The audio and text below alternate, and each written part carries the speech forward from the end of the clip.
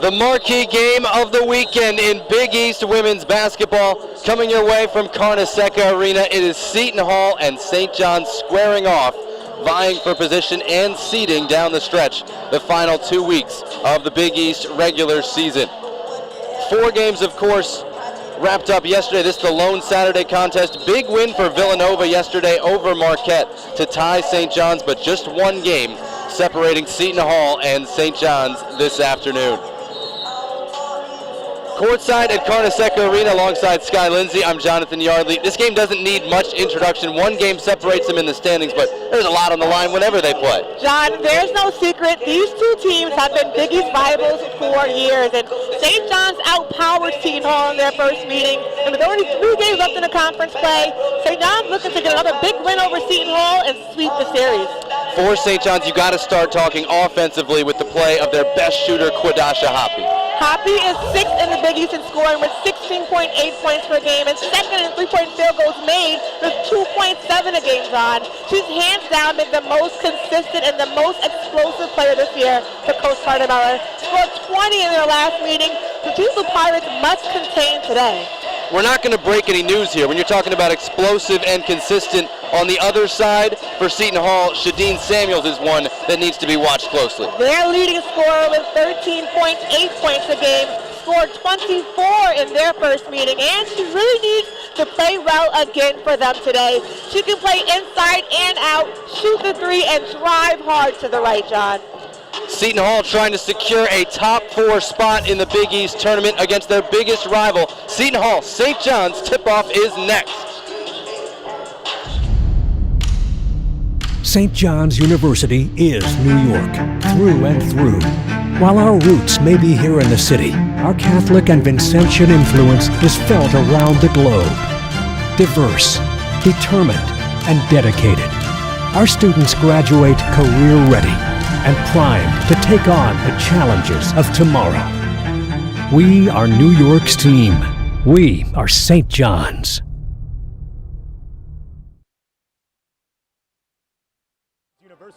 Just about 40 miles separate these 2 campuses, but the similarities don't stop there between Seton Hall and St. John's. Prior to the season, the 2 were picked just 1 spot apart in the preseason Big East poll. St. John's checking in at 2nd, Seton Hall in 3rd. And record-wise this season, there's just a 1-game difference between the 2 schools. Seton Hall is 16-10 overall and 9-6 in Big East play. St. John's 15-11 overall and 8-7 in the Big East. In Sky and Jonathan, as postseason play looms on the horizon, the similarities extend to the national level as well. Seton Hall is 65th in the RPI NCAA rankings. St. John's just 2 spots behind them at 67th.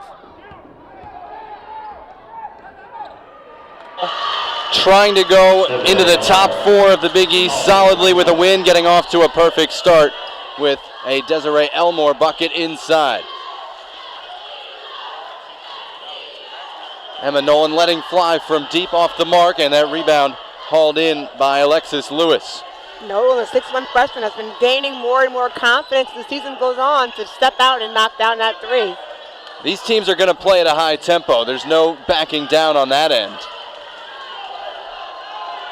But they will not have some familiar faces available today. Here's Quidasha Hoppy letting fly, a little off balance there. And St. John's 0 for 2 from beyond the arc. Up top, Samuels the target. Gives it up, and after a hesitation, Elmore converts. And something Coach Pizzella mentioned, he said that in their first meeting, St. John's outpowered his girls. They brought more intensity, but right now, St. John's settling for 2 long-distance 3-point shots to start this game out, and I'm kind of shocked. No Alyssa Alston for St. John's. Just told to us as Tiana England goes to the basket as a coach's decision for Alston, who has been a mainstay in the lineup. So Leilani Correa, number 2, making just her 3rd start of the season. She tapped that rebound, but Elmore came up with it, and the foul goes against St. John's. And that's a loss for St. John's, a big one. Alston, the transfer senior, had 15 points against Seton Hall in their first meeting, and so other guards, other girls going to have to step up and make up for those lost 15 points. First foul against Alicia Caby, who can get into foul trouble. Here's Lewis, one of the best long-range shooters Seton Hall has, and it's 6-2, I beg your pardon, Pirates early. Talk about the quick release by the 5'10 senior. Definitely going to have to be alert. Looks like Katie's the one guarding her on defense. Boy, St. John's had a mismatch with Nolan against Park Lane, giving up almost a foot there. She rolls to the basket. They finally get it to Emma Nolan. And she can't convert. It'll stay with St. John's underneath. But that time, Nolan not afraid to put the ball on the floor and try to find a way to get to the lane. That's the aggressiveness she has to play with offensively. Tiana England aggressive into the lane. She's got the first 4 for the Red Storm. Coach Carter Melican always depends on England to attack the rim and find a way to get into the heart of the paint. Great job by the junior guard. Park Lane, not known as a scoring threat, came up short. Ball loose on the floor, kicked, and it'll go to St. John's, a team rebound here early. And talk about the fast-paced game so soon, John, and right there you can see both teams looking to get shots, not worried about using up much of the shot clock. I mean, Seton Hall is going to push it. Furious pace after every trip down, make or miss by St. John's. Here is Leilani Correa. Too strong off the window. Seton Hall, another opportunity to run. Again, Samuels underneath, the flyby and the layup.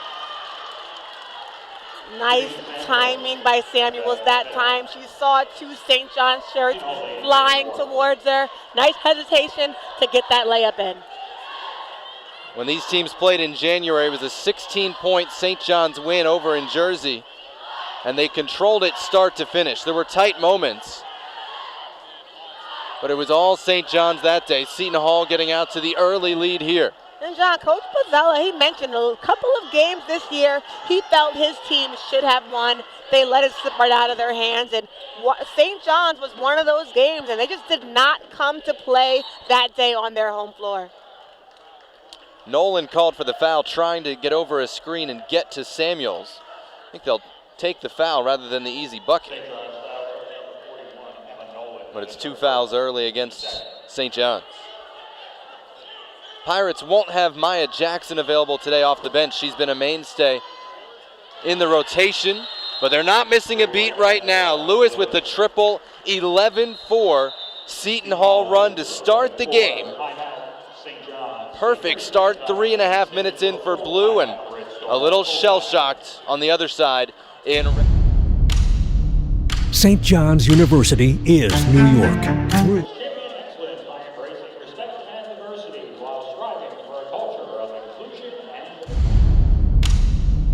St. John's University is New York, through and through. While our roots may be here in the city, our Catholic and Vincentian influence is felt around the globe. Diverse, determined, and dedicated, our students graduate career-ready and primed to take on the challenges of tomorrow. We are New York's team. We are St. John's. What can great minds do? While at Seton Hall, I interned with the Superior Court of New Jersey, and that inspired me to go to law school. I am a physics and civil engineering major, and I want to work on infrastructure in underdeveloped countries. I'm the news director at one of the top college radio stations in the country. I'm working with my professor on research that could help athletes during sudden cardiac events. I started my own business, Classic Soccer Cleats, and I just sold it to a company in England. Come see for yourself what great minds can do.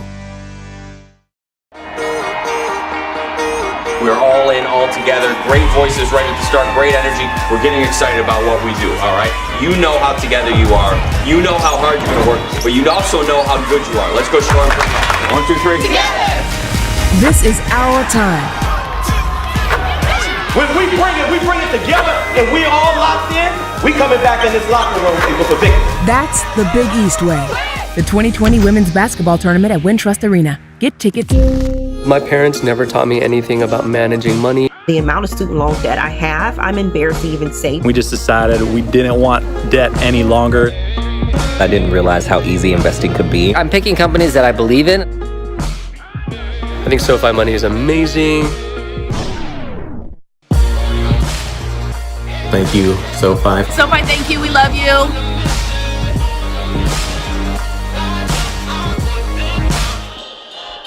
Back here on the St. John's campus, Seton Hall out to an 11-4 lead early. And on the right, that's Lauren DeFalco, Tony Bazzella's assistant, who will be the more visible of the two on the sideline today, at least as far as standing and moving around goes. Tony Bazzella, who's always one of the more animated characters to watch during a game, did something to his back yesterday, trying to keep his dog from picking up something on a walk. You and I know what that feels like, Sky, but not necessarily the back pain that comes with it. I mean, he's struggling to sit down. There he is. And Coach Bazzella is definitely a coach known for communicating. He's loud, he's animated, and he makes sure his intensity and his energy, his players feed off of that. And so I can imagine it's difficult for him to have to sit down majority of this game. He said he didn't know if he was going to make it when he was in all that pain yesterday. So we're glad to see him here, but it's going to be a frustrating one, as you said, not be able to share that energy throughout. His team, though, has brought the energy out to an 11-4 lead early. Yeah, Lewis so far spot on around the perimeter. St. John's has not yet found the solution and found a way to get in her face and contest her shots. 5 points for Alexis Lewis, who really never got in a rhythm against St. John's in that first meeting. Kadeja Bailey in off the bench for the Red Storm. Leilani Correa with the soft touch on the jumper, a good sign. And that's someone Coach Tarnamella needs to get into her rhythm today. She's been a bit struggling in the Big East Conference, but still one of those freshmen Coach Tarnamella mentioned, she has the potential to be a WNBA player. And we're watching the St. John's use the zone a lot in that first meeting. And they get the turnover here on a 3-second call underneath.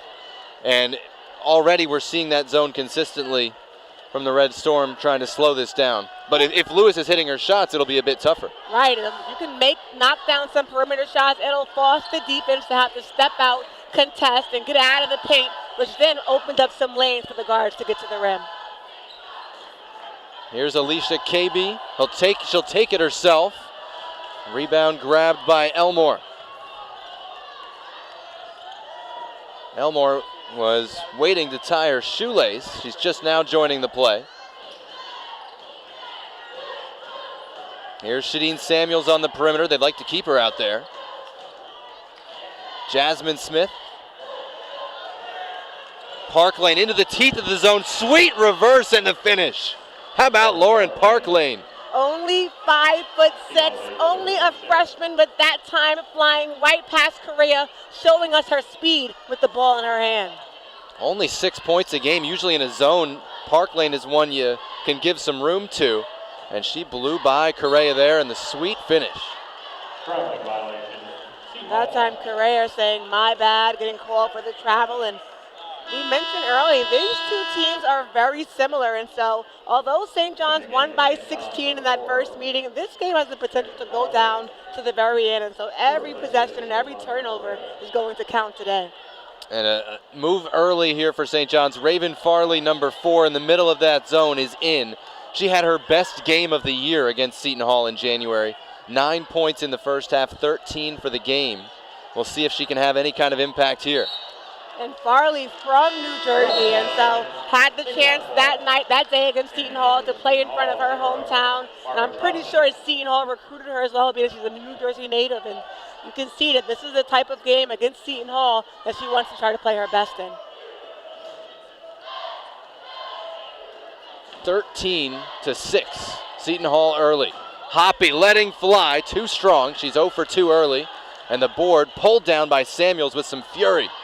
And against Seton Hall, Hoppy was 5 for 7 behind the three-point arc, John. And so right now has not found her rhythm on her home floor.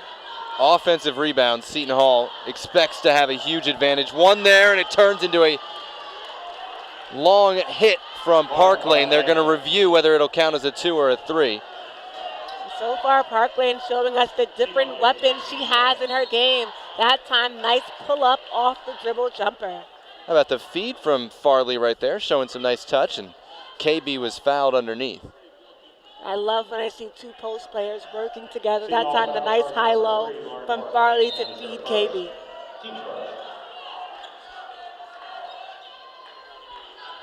Foul was against Park Lane, and you understand the matchup that St. John's would have liked there. Wide open look for Kadeja Bailey. St. John's 0 from three-point range. Complete reverse of the first meeting.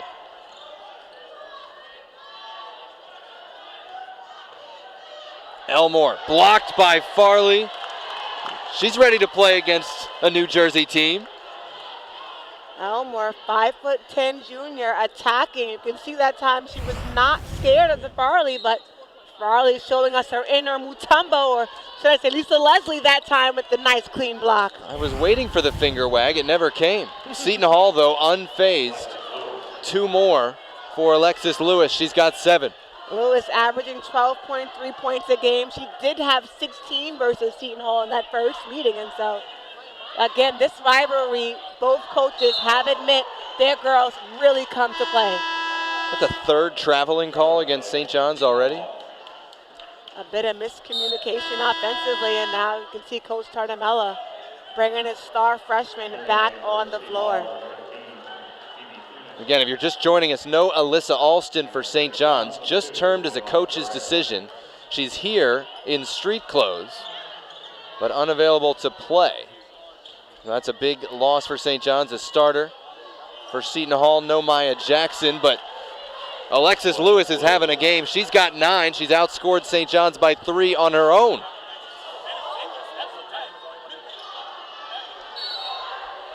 And KB, her 2nd foul, can't believe it. St. John's thought they had an offensive rebound. As you see, Alyssa Alston sitting in the blue, frustrated looking on. Alston out and KB in foul trouble. This is a real problem for St. John's. We're going to see Unique Drake. And KB, she's a senior, and she knows she has to play smart. Coach Tardamella needs her on the floor, but that time, great box out by Seton Hall, forcing KB to go over the back to try to get that rebound and get that offensive foul. St. John's collapsing on Samuels in the post. This will stay with the Pirates. 17 to shoot as we play late in the first. And already a big Seton Hall advantage. St. John's on Sunday was just seconds away from a weekend sweep of a tough road trip at Creighton and then at Providence, which in theory is an easier game, but it's a longer trip coming from Omaha. Coughed that one up with the distraction, the gut punch of a call that they felt was clearly blown. And Providence won that by a point, and that is a big reason Seton Hall is a game ahead of St. John's in the standings. Farley with a good box out. That'll please Joe Tardamella. See if St. John's can recover. They've spent most of the season blowing double-digit leads. I'm not kidding. 4 of their 7 losses they've led by double digits. We'll see if they can come from behind. Yeah, St. John's, a team that has to learn how to close out games. Something Coach Tardamella has really been talking to them about. Cleared out the lane and got Correa a clear path to the basket. Seton Hall did a great job playing defense for 27 seconds that time, but got lazy those last 3 and gave Correa that lane. Barbara Johnson in off the bench, sinks the jumper. Redshirt senior from Toronto. Unique Drake didn't hesitate, but it was off the front iron. Drake, someone that Coach Tardamella said, also another special freshman he has with his team, but such a heavy loaded guard-oriented team he has this season that he's having trouble finding to get more minutes for Drake so far this year.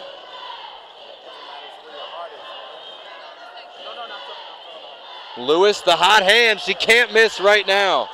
11 points for Alexis Lewis, the transfer from Iona. And John, that's a mismatch. Farley, she's not used to having to step out away from the block and contest shooters, and so that's definitely going to have to be a switch up on defense.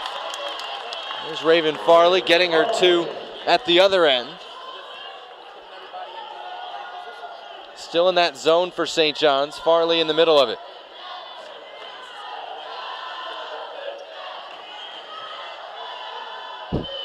Lewis, little heat check there. She was backpedaling with her hand in the air. Did finally miss. Yeah, and Farley getting lucky on that chance right there because, again, you cannot afford to give Lewis any time to get her shot off because she has a quick release and she's pulling the hot hand today so far in this first quarter. St. John's wants the last shot here. Farley almost took a three. Tardamella might have come out of the gym if she had.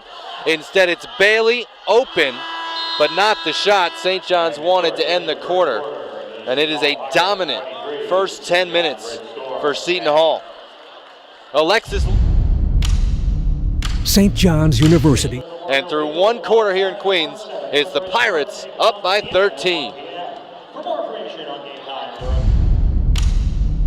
St. John's University is New York, through and through. While our roots may be here in the city, our Catholic and Vincentian influence is felt around the globe. Diverse, determined, and dedicated, our students graduate career-ready and primed to take on the challenges of tomorrow. We are New York's team. We are St. John's. What can great minds do? While at Seton Hall, I interned with the Superior Court of New Jersey, and that inspired me to go to law school. I am a physics and civil engineering major, and I want to work on infrastructure in underdeveloped countries.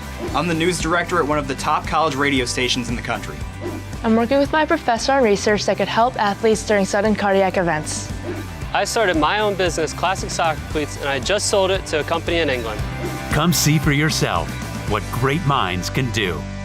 All right, we gotta be all in, all right? And we gotta make sure we play with great passion. You have felt each other and helped each other and allowed yourselves to be helped with that, all right? We've got a great opportunity to do that today.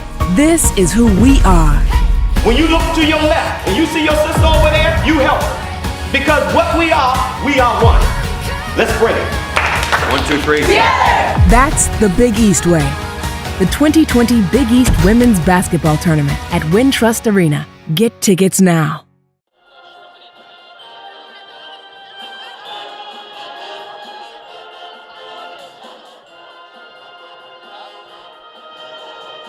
Alexis Lewis, the story of the first quarter, 11 points for Seton Hall. She was hitting from everywhere. Lewis, the 5'10 senior, absolutely has come to play today, and she's on track to score 40 if St. John's does not find an answer defensively to stop her. Her dad, Junie Lewis, drafted by the Jazz way back in 1989. And Alexis has been key for Seton Hall, which shot the lights out in the first quarter. 11 for 19 from the field. Lewis was 5 of 6. St. John's the opposite, 5 for 16 shooting. St. John's going to have to be more aggressive offensively, attack the rim, perhaps even try to feed Farley down low and get the mismatch. And she has a nice bucket early in this first quarter and find ways to close this gap. With Sky Lindsay, I'm Jonathan Yardley, and the third member of our team, Ben Stevens, standing by courtside as well.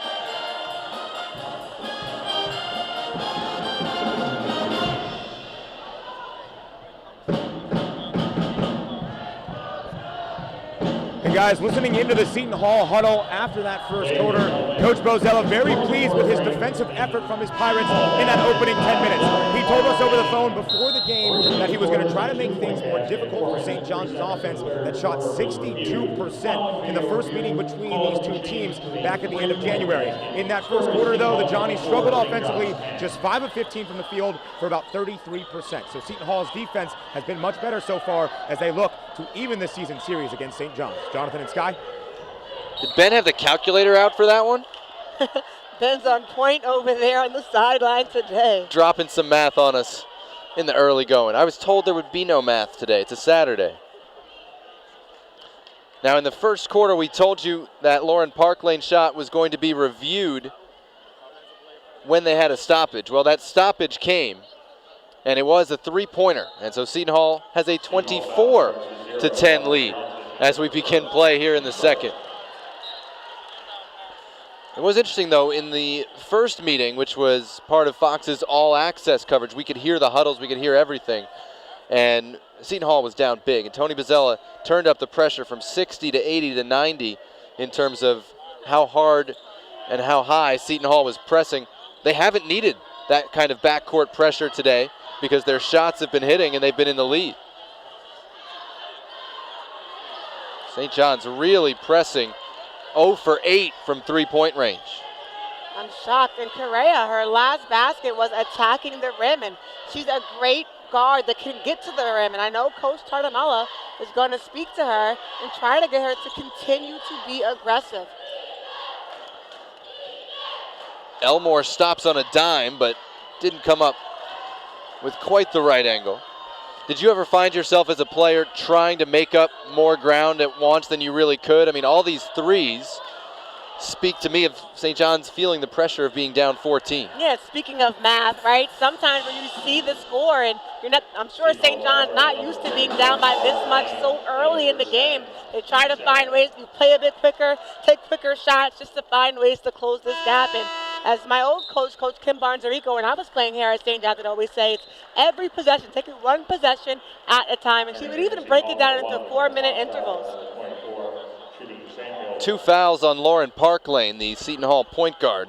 And so McKenna Hoffchild in for the first time, the freshman from Minnesota. And this is a good way how you close the gap right here, John. Making free throws, getting to the rim, drawing fouls, and getting some points on the scoreboard with the clock not running. Tiana England with 6 of St. John's 12 points. Again, no Alyssa Alston, St. John's second leading scorer today, due to a coach's decision.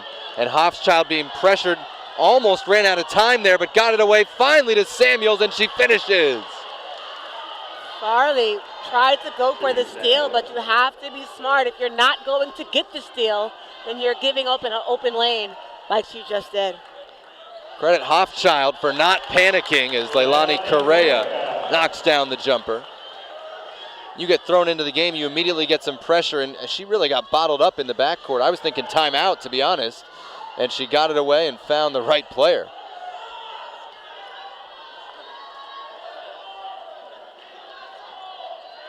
Elmore got Farley off her feet, kick out, Samuels, bottom!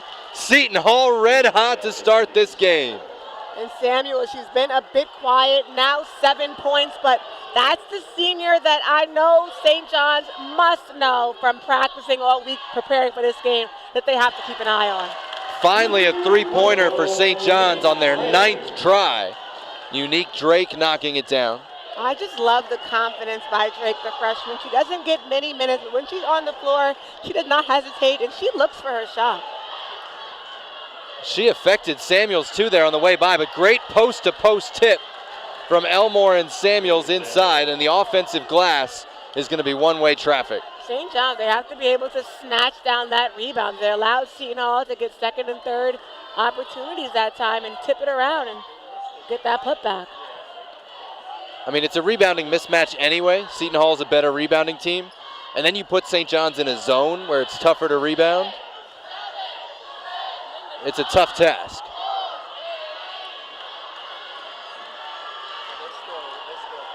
Hoffchild throwing it ahead. Correa got a touch, but Samuels comes up with it. Dishes to Lewis. And there's Farley pulling in a board. Good job by St. John's that time defensively to get back on defense and stop what could have been another layup. These teams, of course, will finish with the same opponents, Xavier and Butler, next weekend. Tiana England, the only consistent offense for the Red Storm today. England loves that play. They run it at least 3 times a game, and she's so great with the lefty layup. We need to see more of it right now.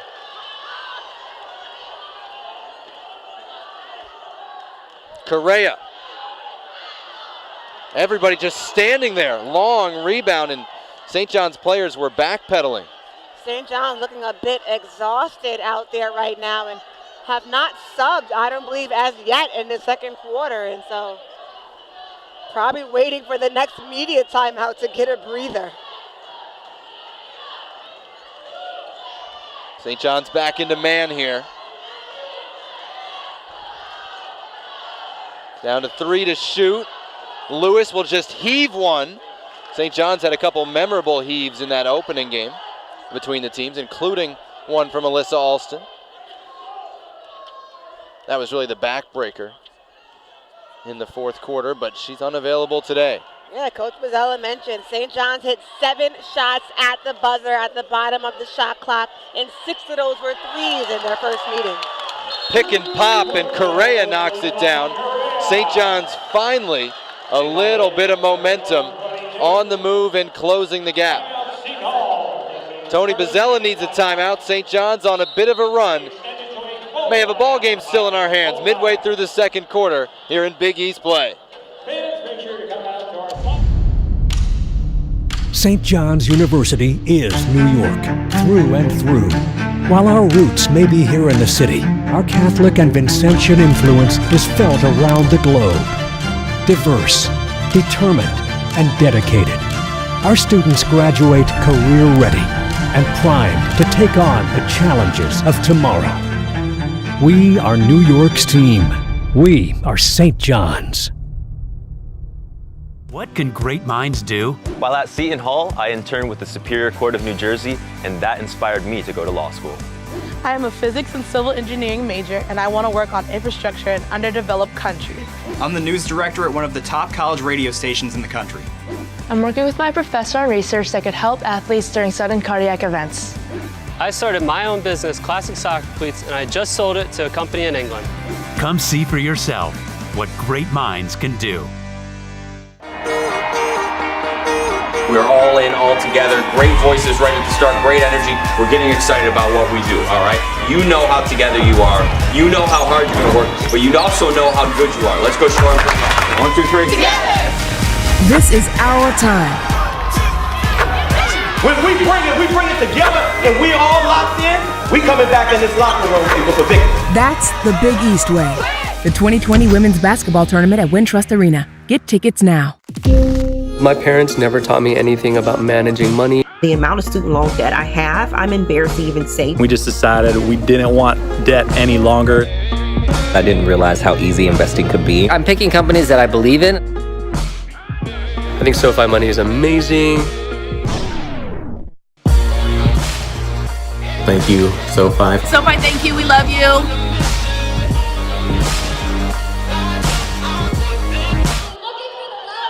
Finally, some signs of life for St. John's in this second quarter. A quick run to cut the lead to 9 points. Seton Hall had led by as much as 16. And Joe Tardamella in the middle of that St. John's huddle. Again, Sky, we've talked about it. St. John's has blown big leads time after time this year. Today they're facing one. What's the Joe Tardamella approach to coming from behind? Coach Tardamella has to find a way to get Hoppy into this game. She has 0 points so far. That is a tough offensive decision for him. And also great job by Correa in England, 8 and 9 points for them. But without Alyssa Alston, Hoppy's going to have to find a way to move it out the basketball and get her offensive game going in order to keep this momentum going for St. John's and close this gap. St. John's +5 in the second quarter after trailing by 14 to end the first quarter. Sky, we're lucky. I mean, they're throwing away T-shirts right over our heads here, and somebody almost fell out of the stands. It's that serious in the arena. It is. A great crowd came out to watch this game, and they want to leave with some St. John's gear as well. I mean, there's no kidding. You walk into the arena an hour before St. John's Seton Hall, and there is a different feel than there is for other games. There's more people on the visiting, what you consider the visiting side. There's more energy as well in the building. Yes, and it's a beautiful day outside. Everyone came out and to watch this rivalry that's been going on for years in the Big East Conference.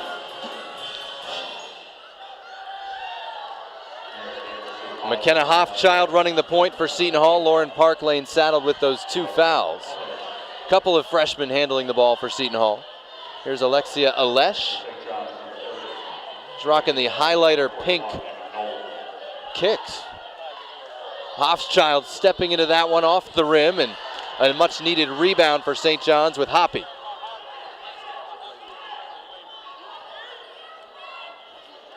What was the craziest pair of sneakers you wore in a game?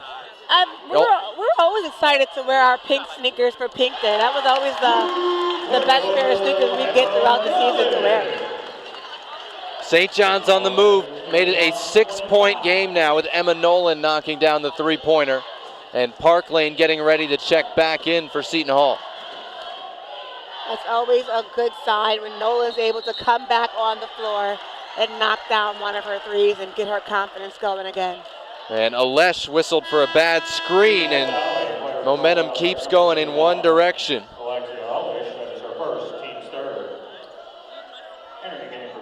I mean, again, when it was 16 points, you and I looked at each other and kind of raised our eyebrows. This is getting out of hand. And St. John's, true to form, has found itself a little bit. Still no points for Hoppy. She's running circles at the bottom of the screen. Correa has not been shy. Just off that time. Bailey with a steal, fires it inside to England. Tiana England has been hot today. She's got 10. Elmore did a great job. She didn't want to allow England to get that layup off, but England showing us her off-the-dribble skills that time with the nice soft touch in the paint. Samuels working against Nolan. Seton Hall likes that matchup, but Emma Nolan up to the task. Nolan showing us she is not afraid to get down and get dirty, and that time stopping the best player on Seton Hall.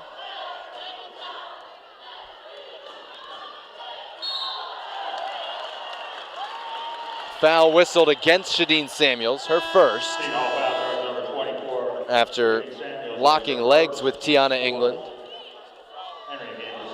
Already 4 fouls for Seton Hall this quarter, none against St. John's, and so Red Storm 1 foul away from shooting free throws. And they have to be aware of that and be aggressive. I want to see this next possession right here get to the rim and force Seton Hall to play clean defense. Instead, England from the perimeter rattles it home. It's a 1-point game here in the second. And that's a shot England is not at all known for, knocking down a off-the-dribble trifecta. That was a big shot for the junior. Samuels looking for some redemption, and she did get a step on Nolan. Hoppy stuck her hands in. They called it on Nolan, which I think is a bailout for St. John's. Nolan going to have to get low and slide her feet when she's guarding Samuel. Samuel has a quick first step, and she's going to force Nolan to have to slide her feet and play straight-up defense. No offense to Emma Nolan, but St. John's will take that being called on her as opposed to their leading scorer for the season, Hoppy, even if Nolan has more points today. Yeah, Hoppy, she's been quiet, hasn't scored yet, but Coach Tardamella knows that's still someone he's going to need on the floor come the second half. I'm pretty sure she's going to get her game going. She doesn't stay quiet for too long, and so definitely don't want to see her in foul trouble. Seton Hall trapping. England got it to Hoppy, lighting it up from outside and putting St. John's in front after trailing by 16. Talk about the resilience by St. John's. They stayed calm, kept their composure, and found a way to get the lead. Seton Hall true to form going inside. Elmore couldn't convert, but yet another offensive rebound. And the foul called against Correa. St. John's foul charge number 2, Leilani Correa. That's her first, team second. Entering the game for St. John's, number 4, Raven Farley. Raven Farley comes back in for St. John's. They're not going to put her on Samuels, though. She's got Elmore for the moment. Samuels is the target. Pass took her into the corner. Lewis, great touch, fading away. I'll tell you what, John, I am extremely impressed by the 5'10 senior. Talk about having the perfect soft touch, nice high arcing shots no matter where she is on the floor, and just continues to be unstoppable. Jasmine Smith comes away with it, loses the handle, but feeds Elmore for the finish after Farley was stripped. And that's why St. John's, they cannot just stop and give up once they turn the ball over. Had someone gotten back on defense, they would have been able to recover and possibly gotten a steal.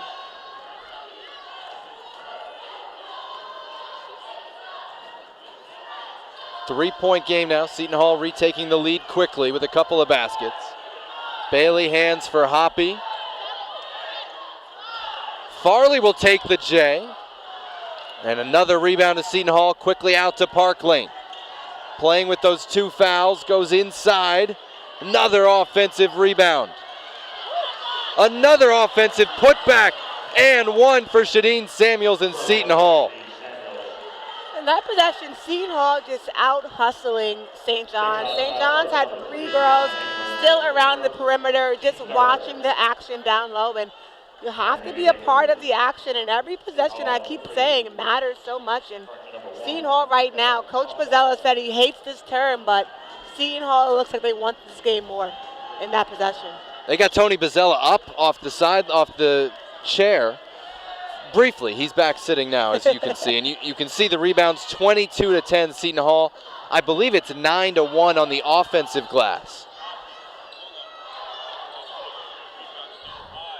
Boy, Samuels was ready to cherry pick for an easy layup there if Seton Hall had come up with that. And why not? Yeah, I don't blame her. St. John's has not been getting back on defense, and so be ready for those long outlet passes for layups if you're Seton Hall. Tony Bozzella gave us his keys to the game. They included shutting St. John's down in transition, and my last sheet shows 0 fast break points for St. John's. Maybe you count the Hoppy 3 out of the pressure, but yeah, St. John's is not a team that wants to play a half-court game and run sets. They want to get out on the floor and run and get up and down, and Seton Hall so far not allowing them to do so. And every shot that goes up, they're running backward. And I know you want to be set defensively, but they're giving up some long rebounds that they're not even pressuring. Farley just outpowered for that rebound, and Elmore able to score.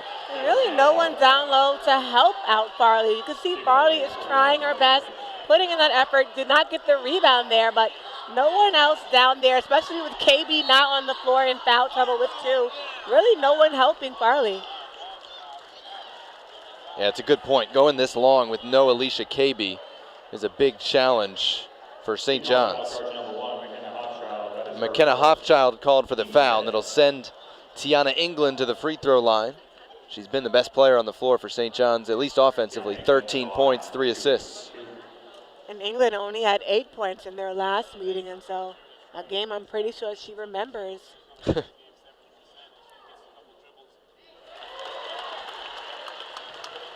Redshirt junior, still another year of Tiana England for St. John's. Averages 9.4 points and 5 assists, so already eclipsed 1. And hitting from the free throw line today as well. I mean, St. John's came back from 16 down to take the lead, but then they immediately give it back and need a stop here. This game has been a game of runs so far in this first half, and Seton Hall started out with the big run, and St. John's brought it back, but now Seton Hall having the momentum once again. Boy, look at the effort there from Lewis. She stole it between England and Bailey. And now with only a 4-second differential, Seton Hall can make it tough for St. John's to get the last shot of the quarter.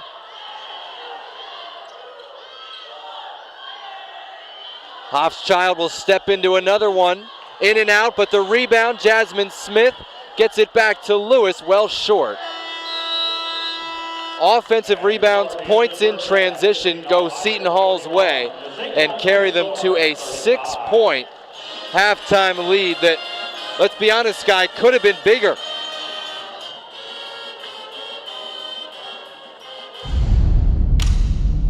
St. John's University is New York, through and through. While our roots may be here in the city, our Catholic and Vincentian influence is felt around the globe. Diverse, determined, and dedicated, our students graduate career-ready and primed to take on the challenges of tomorrow. We are New York's team. We are St. John's.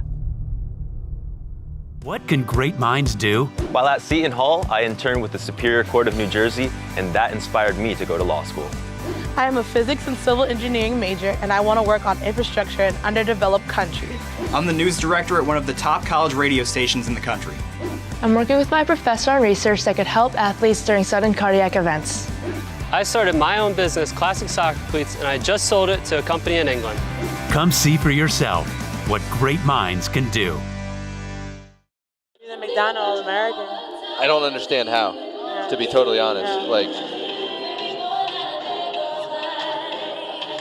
Big East women's.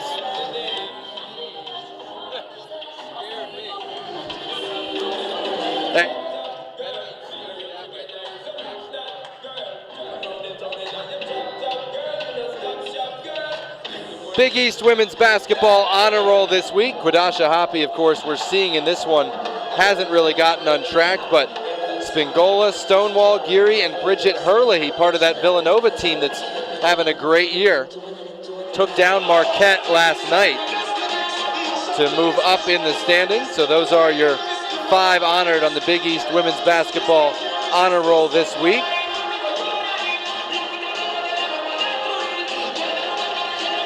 To go along with the players of the week, Tatum Rembow from Creighton and the freshman of the week, Cameron Taylor from Marquette. Big week for Rembow, putting up the numbers as Creighton beat Seton Hall but lost to St. John's on a homestand out there in Omaha. Right here at the half, Seton Hall leads St. John's 41-35.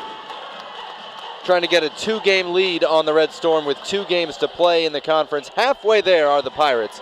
Seton Hall 41, St. John's 35 at the break.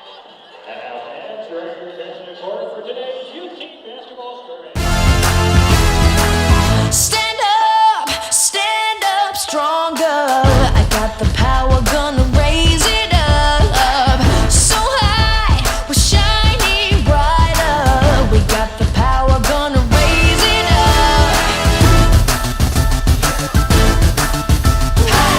We got the power, gonna raise it up. We're running ahead, and we got to raise it up.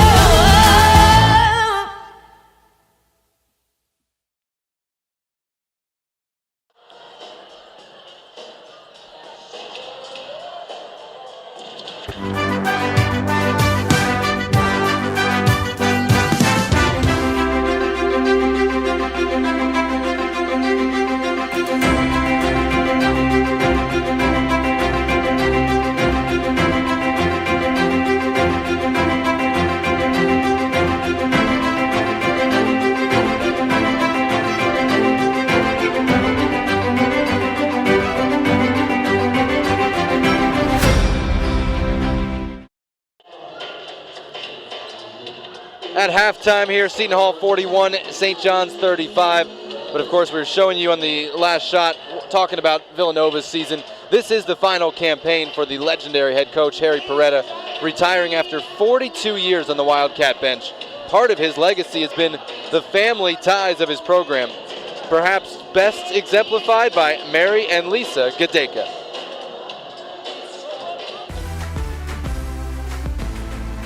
Everyone always assumed that I was going to come to Villanova, and obviously Villanova has always been a home to me because I grew up here basically coming to games and knowing Harry. I was comfortable coming in and being recruited here at a pretty young age. At the end of the day, obviously it was my decision and I knew I wanted to come here. When we saw her from her junior to her senior year is when we knew for sure.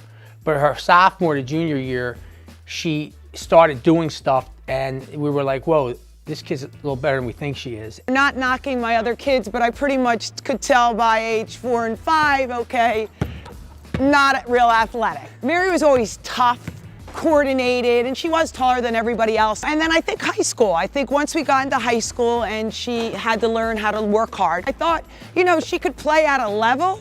I just never thought it would be here or at this level. For me personally, I actually ran Harry's offense in high school, so I had a little bit of an advantage coming in surprise. Most high school teams aren't going to run that kind of system. To get a player from a program that one of my former players coaches, whether it's Lisa or anybody else, is a big home run for us because that kid comes in already ahead of the other kids that are coming in with her. I think just understanding that Harry and the other coaches obviously foster such a relationship and an environment based on not only athletics but academics, and understanding that we are student athletes. They always have our backs no matter what the situation is, and they're always there for us both on and off the court. She's just a representation of what we're trying to teach here. We're trying to teach, first of all, be a student, and then second of all, be an athlete. And then when you're an athlete, try to play unselfish basketball in a system where you're going to be asked to do many things. So you have to evolve your game. I think the benefit for playing in our offense is that we have so much freedom. I mean, obviously we do have a set where they'll tell us to run a specific number, but you know, if that look isn't open, we can do something else. Lisa was the most intense player maybe in the history of this program. So in some ways I'm happy she doesn't have all of her mother's characteristics, but she has a lot of her mother's characteristics in terms of her tenacity, her playing hard, her mobility, and just her knowledge of the game that Lisa gave her coming into here. I think her toughness, her will to want to win. She's very unselfish, and I think her goal is she doesn't care how many points she scores. If she scores 30 and win, great. If she scores 2 and we win, great. That never changes, and I always was like that as a player also. They're hard workers. They're very loyal to the program. They're loyal to the school. They're natural recruiters for us. They are most indicative of the people that we try to get here. You're watching St. John's Women's Basketball on the Big East Digital Network. Big East Fast Break is the weekly women's basketball show hosted by Megan Caffrey and Ashley Liotis, breaking down everything in Big East women's hoops. You can catch all new episodes of Fast Break during the season Wednesdays at 3:30 on the Big East Twitter and YouTube pages. This week, Megan caught up with DePaul senior Shantae Stonewall after the Blue Demons clinched a share of the regular season title. For the 6th time in the last 7 years, the DePaul Blue Demons have won at least a share of the Big East basketball regular season title, as I'm now joined with senior forward Shantae Stonewall. Shantae, your team clinched at least a share of the regular season title in your final home game as a DePaul Blue Demon. How special was that moment for you? It was super special, and to be able to do that on our senior night just meant the world to Kelly and I. You just mentioned Kelly Campbell right there. You and Kelly are the only 2 seniors on this year's squad. How would you describe your relationship with Kelly? Oh, it's great. It's definitely come a long way from being competitors our freshman year, trying to find our place here at DePaul, to being kind of like a dynamic duo on the court. It's been great, and it's awesome to see how she developed and I developed, and just we're super excited for the rest of our season. We definitely want to lead by example for our younger ladies. We're definitely verbal when it comes to making sure they understand what DePaul ball is all about, and I feel like we've done a good job by teaching them. In your 3 of your 4 years at DePaul, your team has won at least a share of the regular season title. How is this program, able to perform at such a high level so consistently? I feel like our coaches do a great job making sure that we compete in practice. Also, we are very educated about our tradition here at our program, and that we are walking in a legacy or setting legacies for players after us. So I feel like we do a good job of reminding each other of what DePaul ball is all about. Setting goals every year is another big key of ours, and just making sure that we're focused every game and making sure that we execute every game. Shantae, you mentioned it a few times now, so I have to ask you, DePaul ball. Big East women's basketball fans know what DePaul ball is, but what's your favorite part about DePaul ball? When I was being recruited, I always said the pace, not really truly understanding what that meant. It's a lot of up and down, very entertaining for outsiders to watch. It's definitely like an up and down kind of basketball style. Freelance offense, you have the greenest light in America. Very fun to watch and very fun to play as well. As a freshman, you averaged 5.4 points per game. Now as a senior, you lead your team in scoring, averaging 17.4 points per game. Where has been your biggest area of growth in your game? I would say just being able to read the defense, using my versatility to the maximum, finding myself in the right places, and continuing to run the floor. As you see when I play, I'm a very up and down player. So being able to get in shape, stay in shape. My fitness takes me a long way, and like I said, go back to my versatility, using all aspects of my game, whether that's a jump shot, playing with my back to the basket, being able to put the ball on the floor. Bruno has helped me develop my game a lot, and so I'm just here to show it off my senior year. You are an Illinois native yourself. You're from Normal, Illinois. What has the experience been like being able to play college basketball in your hometown city? It's wild. Like you mentioned, Normal is not even 2 hours away from Chicago. So I definitely have a strong support system. Growing up, they always said, like, you know, you're going to do big things on the next level, speaking regarding college. So it was great to see how all my past supporters still support me to this day. I definitely go back to my high school every opportunity I get just to give back, to talk to old professors, talk to my high school coach, because they definitely had an impact on me growing up. You deep dish pizza type of girl? No, not a huge fan of deep dish. Oh wow. Okay, so you gotta you have to let all of us know, if we're not gonna get Chicago deep dish, then what is a Chicago must eat? Ooh, we have pre-game bonas. That's really good. Post-game, you know what? Illuminati's, they have really good wings, so I will go with that for sure. All right, what type of wings are we doing? We doing boneless barbecue, or are you doing a little buffalo? Boneless barbecue wings for sure.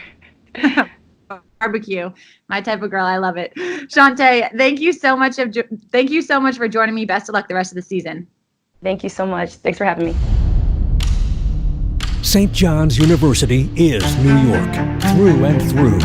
While our roots may be here in the city, our Catholic and Vincentian influence is felt around the globe.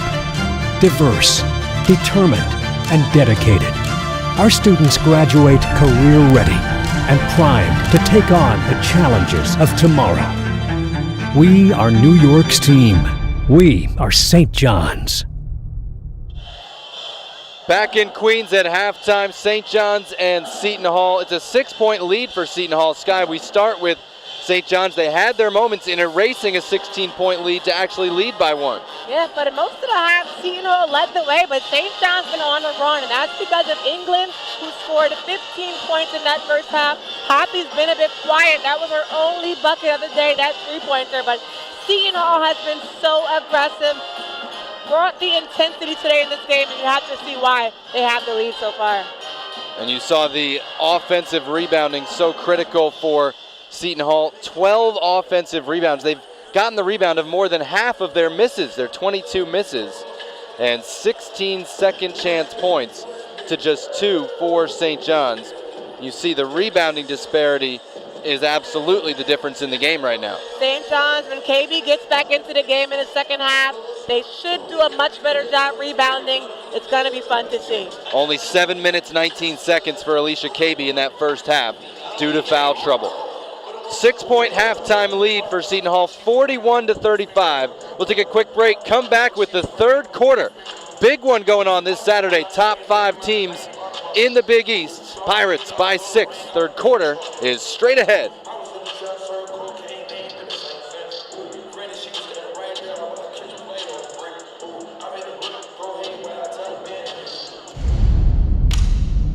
St. John's University is New York, through and through.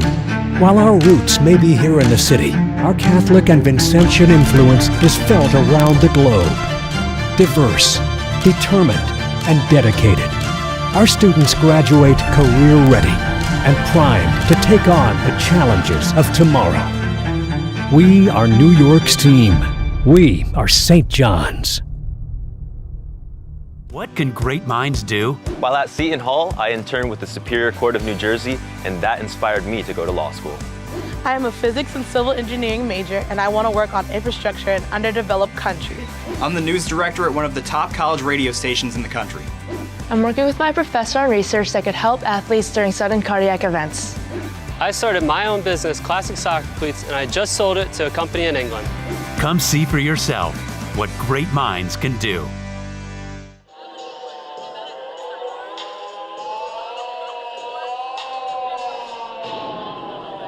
And welcome back inside Carnesecca Arena. Seton Hall has a 6-point lead over St. John's at the break. And despite having that advantage at the halftime locker room, Coach Tony Mazzella telling me he was not happy with the Pirates' defense against the 3-ball in that second quarter against St. John's. However, he was pleased with their effort on the offensive glass. Seton Hall has a 12 offensive rebounds in that first half. That led to 16 second chance points. And Coach Tartamel on the other side for St. John's says it's very simple how they stop that offensive rebounding advantage, put a body on somebody, and box out. However, he liked the smaller lineup he had there in the second quarter, allowed the Johnnies to hit 5 threes and get back into this ball game. And Sky and Jonathan, you can bet that St. John's will continue some of that here in the second half. Thanks, Ben. It's Seton Hall getting off to the three-point start with Jasmine Smith making her first start of the season, knocking down her first bucket. Junior from Spring Decaney High School outside of Houston.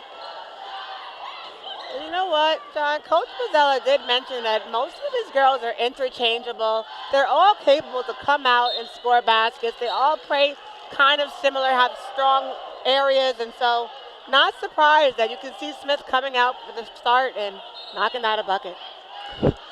Seton Hall sideline apoplectic that England got that ball back. They thought she just threw it out of bounds, basically. Tough shot for Correa, and she'll go to the free throw line as well.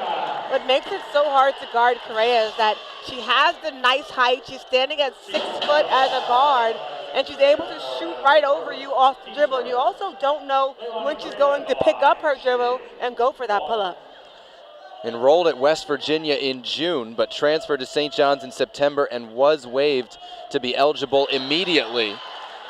And we talked with both coaches about it may be coming where a lot of people are going to be able to transfer and be eligible immediately, but the pickup of Correa, a critical one for St. John's. Transfers abound on both rosters, even with having to sit out as Seton Hall comes out with a couple of threes. Samuel's knocking it down. Nolan going to have to be comfortable with stepping away from the block and contesting those shots. Nolan wide open, grabbing the rebound.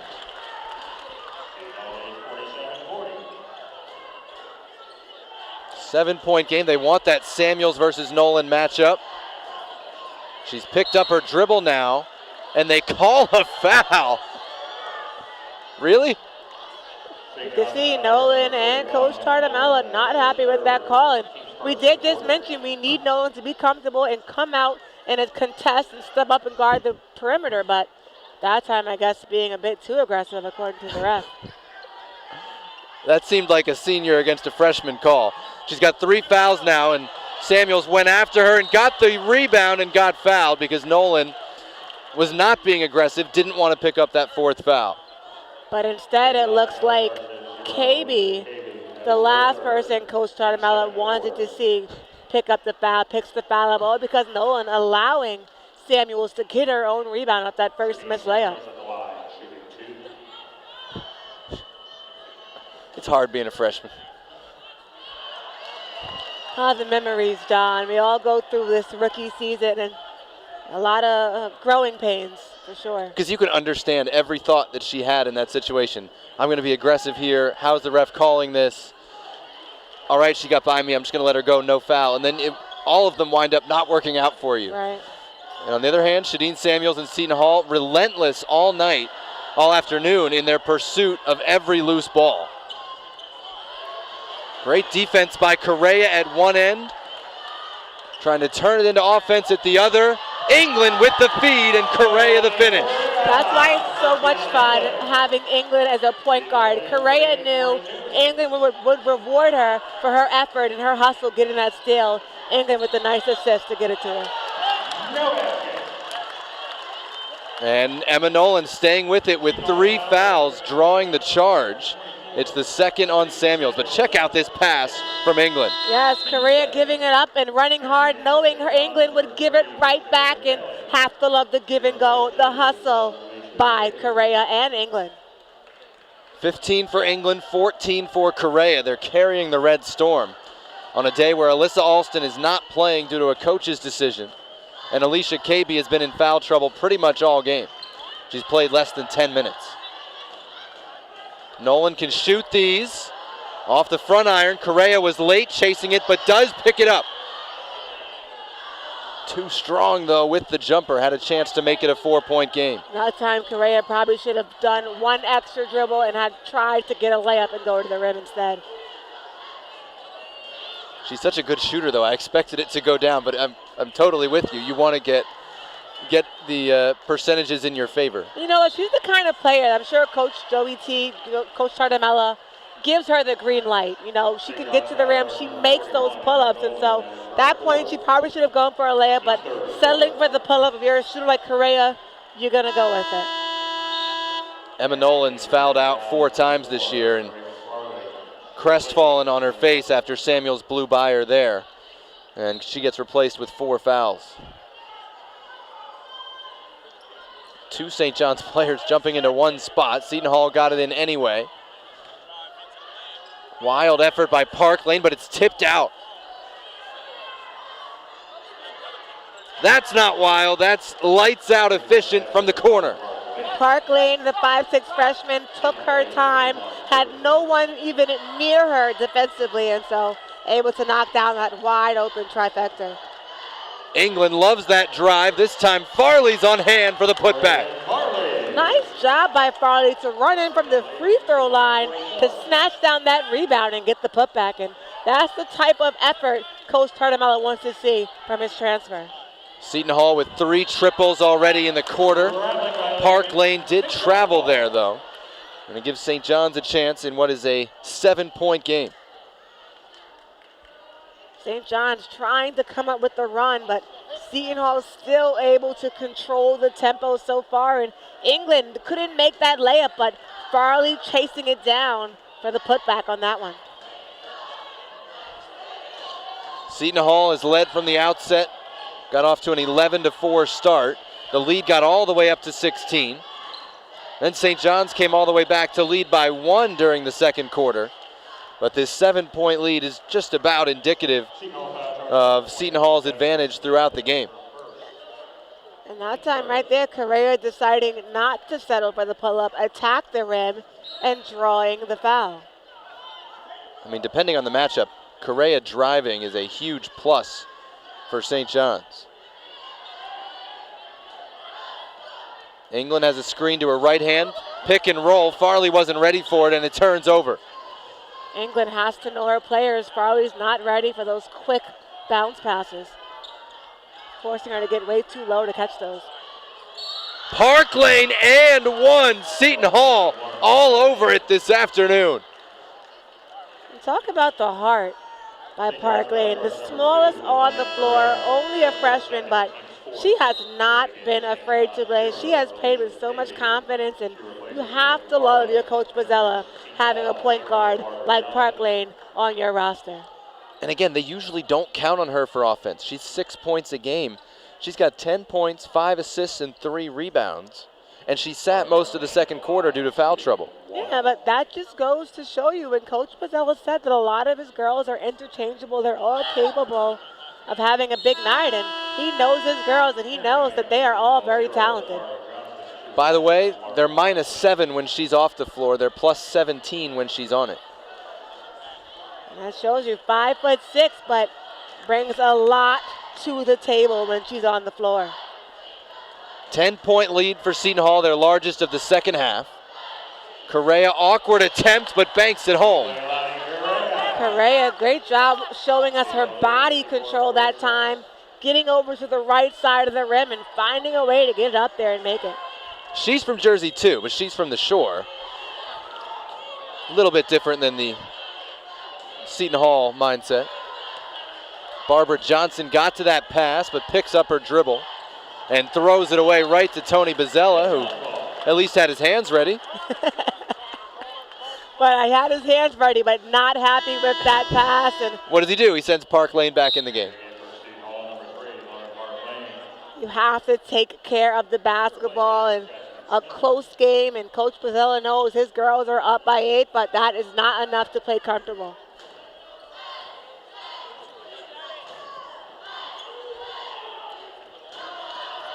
Johnson jumped the passing lane, or Lewis did rather, almost came up with it. Instead, it's a Correa 3. You know what, Correa's been struggling a bit in Big East Conference, but Coach Tartamella said it's not due to her being tired or the competition, that she is ready to play and just hasn't had a standout game in Big East Conference, but it looks like today she is. How about Kadeja Bailey giving it up? Tiana England the finish, 3-point game. Bailey, she does the intangibles for this St. John's team, the little things that many people don't notice is what she brings to the table. KB back in with 3 fouls, defending Samuels. That rebound is a big one, and Lewis came up with it. Couldn't score, though. Now she does, and the offensive glass continues to go Seton Hall's way. 5-point game. Furious pace. Correa pops it. She's got 21.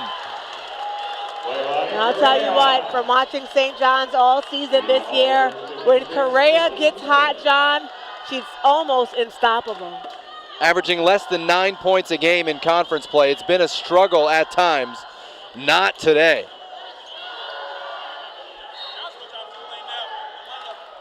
Bucket won't go, but Barbara Johnson will shoot free throws here after she was fouled on her way to the basket. Just the second foul against Tiana England. And it does take us to a timeout, but check out, I thought Bailey would take this herself, but she had a wide open England. Bailey showing us her point guard skills that time with the dish. That got St. John's right into it. 3-point game as we play late in the third. A lot more good basketball still to come here in Queens. St. John's University is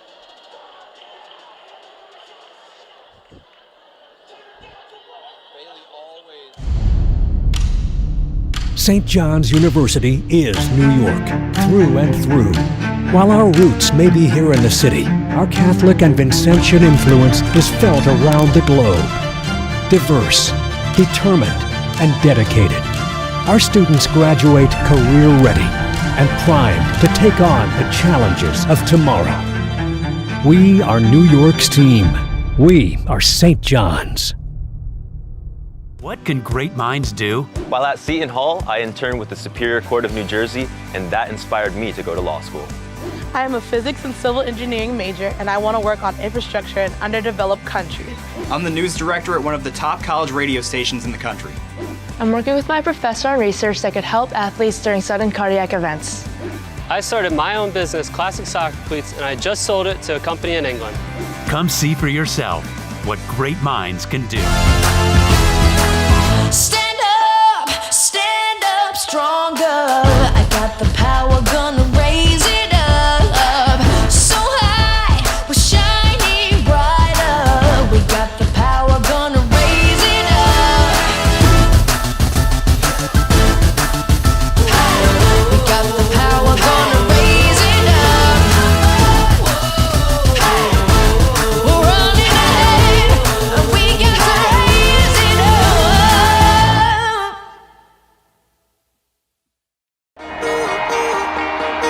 We're all in, all together. Great voices right at the start, great energy. We're getting excited about what we do, all right? Thanks for playing it, Team 2 and Team 3. You guys will be going out with St. John's University t-shirts.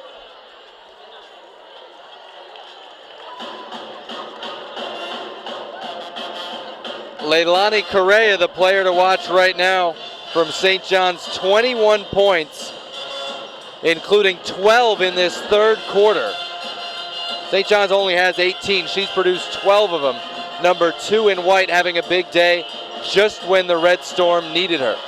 Absolutely. She's a huge part of that 13-point run St. John's has gone on. And right now, Correa really keeping St. John's in this game, especially while Hoppy has been quiet this entire game. No Alyssa Alston due to a coach's decision earlier in the week. No Emma Nolan due to foul trouble. No Alicia Kaby due to foul trouble at times today. Although Kaby is back on the floor right now. And what was a 16-point lead for Seton Hall in the second quarter. St. John's has already caught them once. Seton Hall got it back up to 12. And now St. John's is within 3. Although Barbara Johnson is at the free throw line for Seton Hall. She actually played 1 year with Alyssa Alston at Ole Miss before transferring to Seton Hall. Sat out last year. And a starter averaging 9 points a game and shooting just about 80% at the free throw line for the Pirates this year. Another offensive rebound? No, this time Kadeja Bailey came up with it. 16-5, the advantage on the offensive glass for Seton Hall. Again, they've rebounded 16 of their 26 misses. Correa is feeling it, absolutely on fire. She's got 24, it's a 1-point game. And I know Coach Bozzella wished he had the strength to get up out of his seat right now, John. His girls must know where she is on the floor. Right now, just allowing Correa to do whatever she wants out there. Hoppy and Alexis Lewis were battling in the post throughout that possession. And finally, Hoppy whistled for a foul as the entry pass came. Lewis, not the player you want to put at the free throw line where she shoots 89%. But how about St. John's with Quadasha Hoppy only scoring 3 points, managing to claw to within 1 before that free throw. And could you imagine how different this game, I'm sure Coach Turner is thinking, could have been had Alyssa Alston played and had Hoppy gotten a couple more points that she's used to getting. But it's got to be a lot of fun having freshmen like Correa on your team, and you know she can pick up for a lot of the slack offensively. They're looking for her right now. She wants it. She's saying, get it back to me. England found KB. Still plenty of time.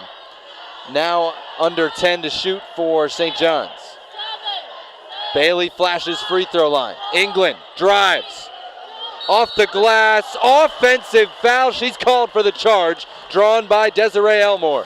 Elmore getting in the right spot just in the nick of time and saw the shot clock winding down. New England was forced to attack and try to get to the rim, and smart job to take that charge. And right here, coming out of nowhere, Elmore, just in the nick of time, according to the ref. Fight for the ball on the floor, and we will go to the tie-up. Possession arrow favors St. John's. My question was she on the spot before England took off? But always a tough it doesn't ball matter to make, now. Yeah. So 3-point game, final 3 minutes of the third quarter. Threes on your mind. Seton Hall 9-6 in the Big East, tied for 4th. St. John's 8-7, tied for 6th. Correa, open, hits again!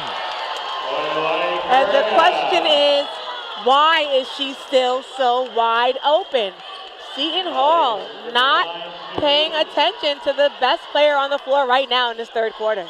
They called that a 2 on the floor, 59-58 the listed score. I don't know if they'll review it. Going for that rebound, and St. John's does come up with it. Elmore called for the foul. And that means free throws. No? Oh, only 4. Okay, 1 more. Seton Hall going to stay in this 2-3 zone, and you would think after Correa knocking down those long distance shots, they'd come out of it, but sticking in that zone, not going to switch things up just yet. Correa has scored 33 twice this year. She's on 27, as England was off the mark with that 3. 1-point game.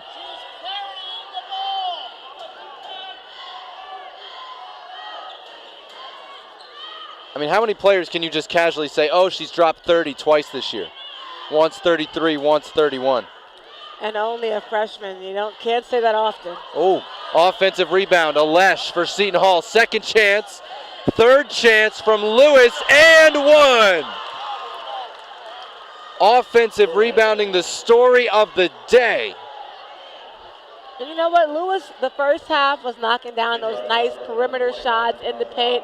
In this second half, not many perimeter shots has made, but right there, hustling and finding different ways now to get back on the scoreboard in this second half. She's got 18 points and 10 rebounds for a double-double. Samuels has 17 and 8 for Seton Hall, which has opened up a 4-point lead, but has not been able to pull away in this second half. Seton Hall in the 2-3 zone, but you know they're going to be tight to Correa. At least you would hope so. The lob for Bailey denied by Shadeen Samuels, and Seton Hall quickly the other way.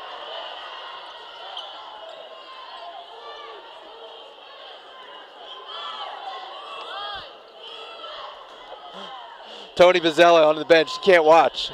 He's so frustrated at not being able to move around. He threw out his back yesterday, but still here. This is Samuels against KB. Little help from Hoppy. 2 to shoot. Park Lane in trouble. Too high, never got to the rim. and that's a critical stop for St. John's. Yes, it is. St. John's playing hard, the full 30-second shot clock on defense end. Now 41.3 to go here. You can play 2 for 1 if you go really quick. They're not going to do that. Tiana England walks it up.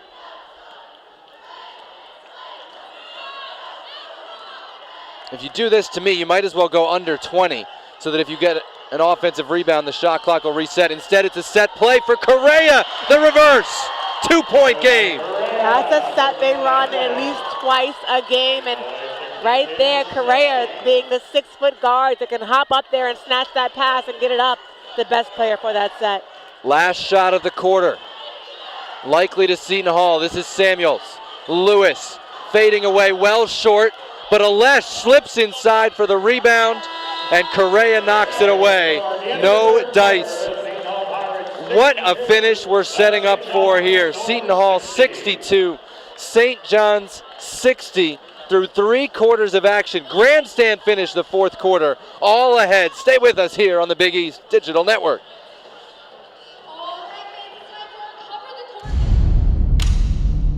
What can great minds do? While at Seton Hall, I interned with the Superior Court of New Jersey, and that inspired me to go to law school. I am a physics and civil engineering major, and I want to work on infrastructure in underdeveloped countries.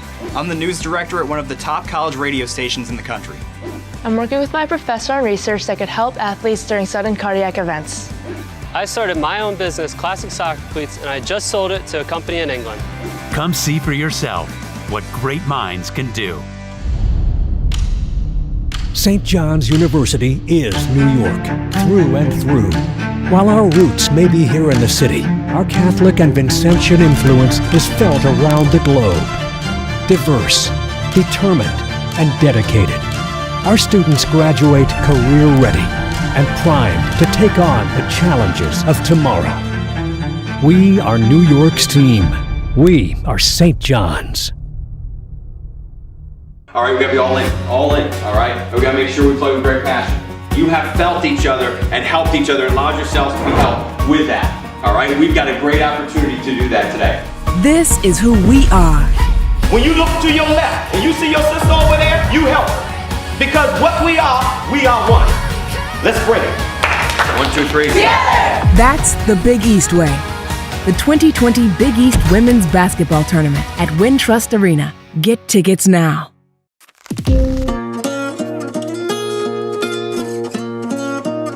The amount of student loan debt I have, I'm embarrassed to even say. I felt like I was going to spend my whole adult life paying this off. Thanks to SoFi, I can see the light at the end of the tunnel. As of 12 p.m. today, I am debt-free. We have no debt, we don't owe anybody anything, and it's fantastic.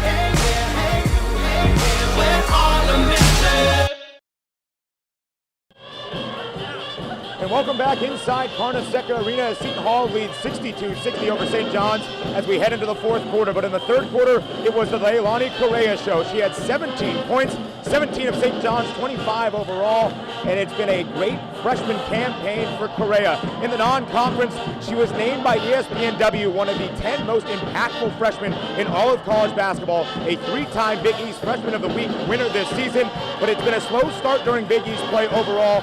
Correa averaging just less than 9 points a game, but not here today inside Carnesecca Arena. Sky and Jonathan. Correa, 27 points to pace St. John's right now, 17 again in that 3rd quarter, and a big reason she was stepping outside and hitting some threes. So we'll see how she continues her play here as we get ready for the 4th quarter. Thanks, Ben. 2-point game as we go to the 4th. And Sky, is the strategy here just feed Correa as much as you can? I'd say that has to be the strategy. Correa leaves Coach Tartamelo no choice but to make that the strategy. Find ways to keep her moving, keep her active, and get her the basketball, because I guarantee you Coach Bozzella has spoken to his girls, and he will go crazy if they allow her to get another big quarter like she just did in the 3rd quarter.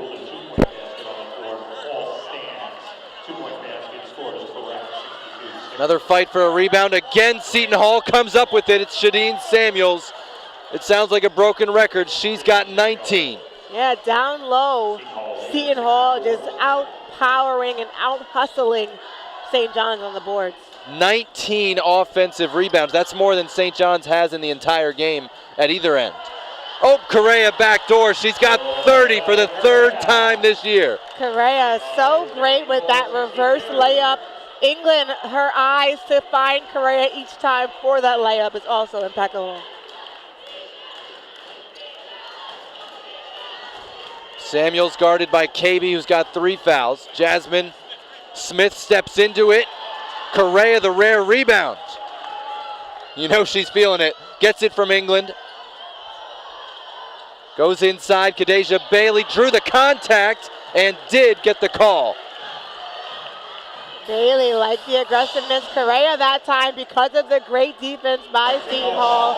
Park Lane staying with her, forcing Correa to have to give the ball up and find Bailey to make a move. Bailey seemed to hold herself there to make sure that contact came, which I like. Gives you a bailout if the shot doesn't go.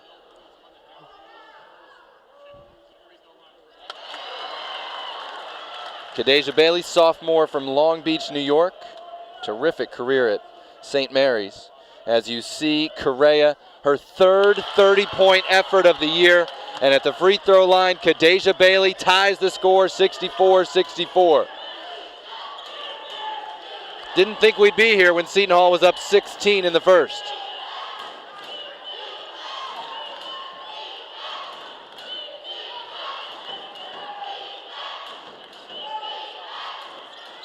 Neat pass from Samuels. They move it. 6 to shoot. Lewis with a hand in her face, with 2 hands. Bailey with the steal. She and England and KB all go in, and Bailey finishes. St. John's leads. Bailey getting her hand in there for the steal from behind, and then going coast to coast, Coach Cardamella told us before the game, Bailey is that X factor for his group. If she can get going, they always have a great chance to win games.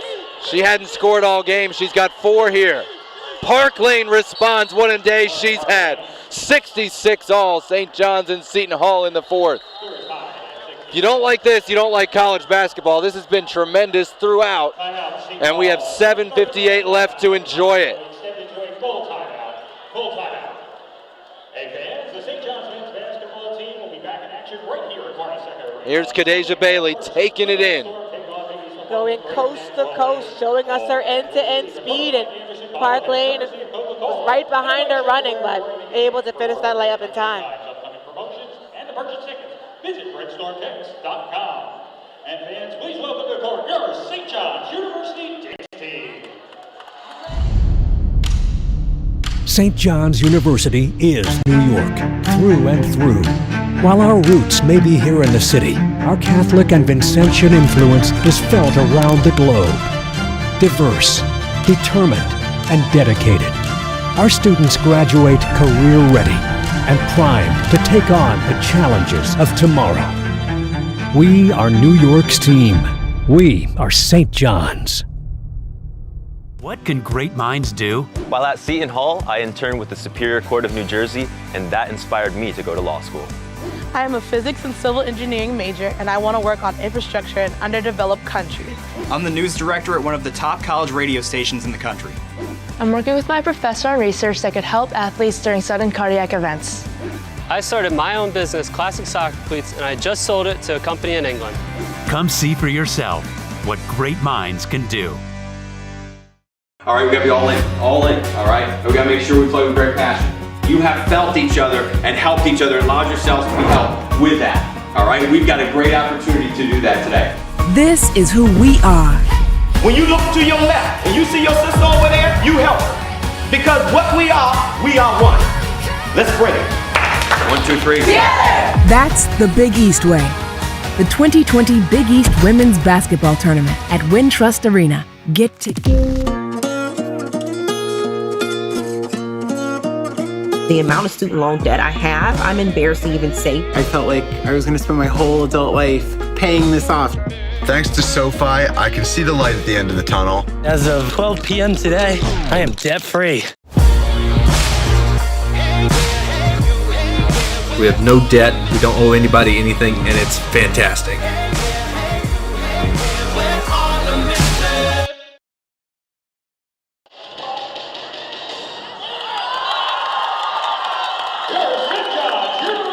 Well, that may have been the second loudest cheer of the day. The loudest was for St. John's taking the lead, or retaking the lead here in the fourth. Second loudest to the dance team. It was not the national championship routine, but it was a heck of a routine anyway. On the floor, playing basketball, 66-66, 7:58 to play here in the fourth. The atmosphere here today in this arena for this game has been so much fun today, and kudos to both teams really bringing their A games today and putting on a great game for the crowd. Tony Bozzella is not going to stand, but he's going to kneel on the sideline to get into the last 8 minutes of this one. By the way, y'all, Sky was almost out of her seat for the dance team. We'll see how pumped she gets for the basketball. I love the fact that I knew Coach Bozzella was not going to be able to stay in his seat this entire game. Wow, Hoppy with the up fake let the ball go and thus was able to keep going. Only her second basket of the day. St. John's its third lead, 68-66. And you know what? Not many girls do that move anymore. The shot fake, it works every time. And that time, Hoppy bringing it back old school with the old school shot fake. Well, it helped that she actually left her feet. Jasmine Smith off the mark, rebound, loose. KB, did she touch it? She did. The call on the baseline keeps it with Seton Hall. And that's why sometimes if you're not too sure if you touched it or not, KB should have just grabbed the ball. She had the opportunity to just reach in and grab it. Denise Brooks, Fatu Sissoko Stevens, and Frank Sterator, the officials this afternoon, on top of just about everything. Park Lane working on a terrific game, 13 points, out for Samuels. She'll try, in and out, and a Kadeja Bailey rebound. St. John's in transition, bullet pass, and Hoppy is fouled by Samuels. England puts some mustard on that pass. England, I say it a lot, if you run the floor hard, she will get you the ball and get you a nice crisp pass leading you to the rim. Hoppy taking a lot of contact that time by Samuels, but Samuels, she's a senior, she's experienced, and she knows it's going down to the very end, and if she's going to foul, she's going to make the foul count and make sure Hoppy couldn't make that shot. And they're going to review this to see if there was any malintent there. Didn't strike me as anything malicious. I think it's just going to wind up as 2 free throws on a common shooting foul. Yeah, but you know what? Hoppy's a very smart player, John. She knows exactly how to draw fouls and as well as make sure the ref sees the foul by a little bit of extra exaggeration or a little bit of acting in her plays. And that's what makes her so smart. That's a part of the game as well. And that time doing just that. St. John's felt burned by an officiating call and review at Providence on Sunday on a continuation play. St. John's was up 2 late. Providence got a foul whistled on the perimeter, and after the whistle, a right-handed player threw up a left-handed shot. They counted the bucket to Tartamella's consternation, and then they just reviewed whether it was a 2 or a 3. In the end, the free throw was the difference in a 1-point loss to a Providence team that has just 2 wins now in the Big East season. So I can imagine St. John's ecstatic that they finally got the lead in this game, but still nervous because if those games go down to the very end, you never know which way it can go. It can be determined by a call. Looks like Kwadasha Hoppy was doing some lobbying at the free throw line after the decision had already been made. She's got 2 free throws here, 82% on the season for the junior from Staten Island.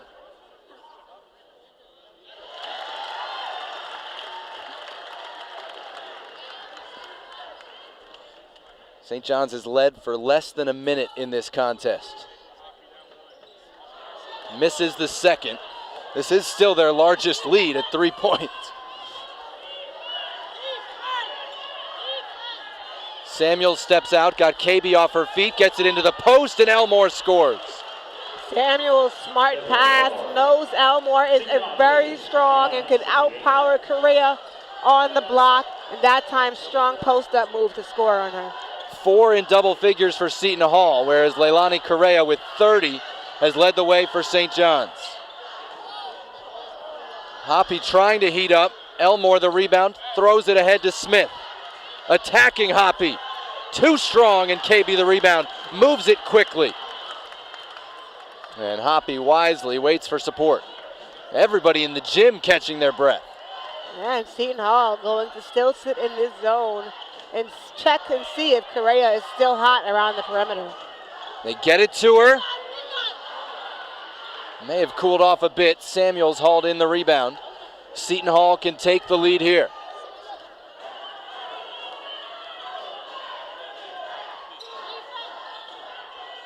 KB guarding Samuels underneath.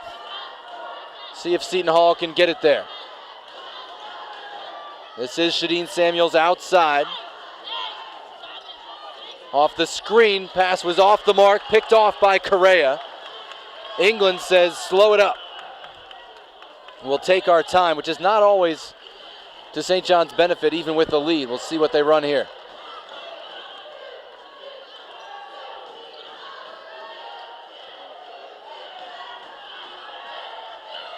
KB, bone-crushing screen. Hoppy, the pull-up, well off. KB fighting for the rebound, goes up, and they're going to call a tie-up. And that'll take us to another break. St. John's wanted a foul. None came. The ball will stay with the Red Storm as we go under 5 minutes down the stretch here at Carnesecca Arena. St. John's 69, Seton Hall 68. The finish when we come back. St. John's University is New York, through and through. While our roots may be here in the city, our Catholic and Vincentian influence is felt around the globe. Diverse, determined, and dedicated, our students graduate career-ready and primed to take on the challenges of tomorrow. We are New York's team. We are St. John's. What can great minds do? While at Seton Hall, I interned with the Superior Court of New Jersey, and that inspired me to go to law school. I am a physics and civil engineering major, and I want to work on infrastructure in underdeveloped countries. I'm the news director at one of the top college radio stations in the country. I'm working with my professor on research that could help athletes during sudden cardiac events. I started my own business, Classic Soccer Cleats, and I just sold it to a company in England. Come see for yourself what great minds can do. All right, we gotta be all in, all right? We gotta make sure we play with great passion.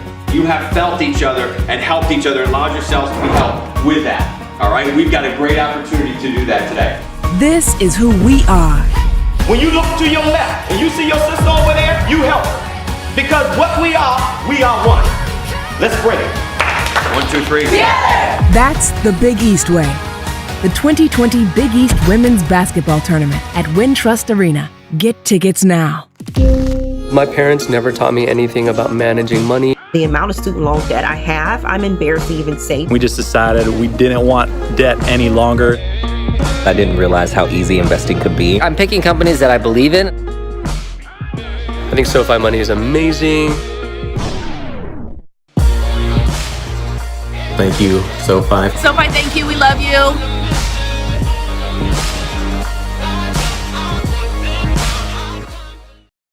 Programs that know each other so well squaring off, and in the white polo shirt, that's Denasia Grant, who knows this building very well. 3-year standout for St. John's, played in the WNBA, played overseas, and now in her 2nd year on the Seton Hall staff. I'm sure it's still a little weird for her to walk in here. You'll notice she's not wearing blue. And you can see very talkative on the bench and very into this game. And Seton Hall, they may be down, but they know they are not out of this game. And down at the end of the bench, Maya Jackson, one of their regular rotation players, unavailable today due to injury. St. John's is without Alyssa Alston, a starter, due to a coach's decision. They are nursing a 1-point lead, having trailed by 16 way back in a nightmare first quarter, and having trailed by 12 in the second half. Almost hard to believe in their first meeting. St. John's won by 16. And again, both these teams keeping it close today. England took forever, and in the end, Samuels picked it off. Correa whistled for her 3rd foul. So that tie-up that went to St. John's is wasted. They waste the possession arrow by turning it over on the inbound. And coaches do not like to see out of a timeout when they've had the opportunity to run the set on the board, write it down, communicate, talk it through, and it comes right out and turn the ball over. That's the last thing any head coach wants to see.